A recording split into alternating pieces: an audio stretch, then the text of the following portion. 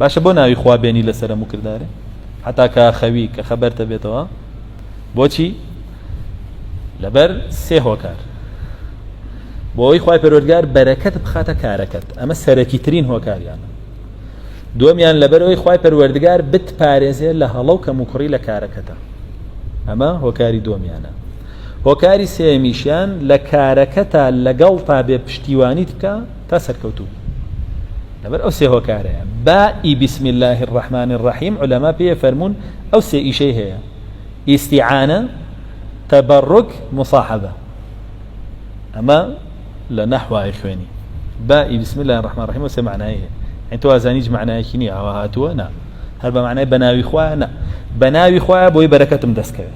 بناوي خوا بوي پشتیوانیم کا بناوي خوا بوي لقلم بيو بمپارزه لك مكري وهلا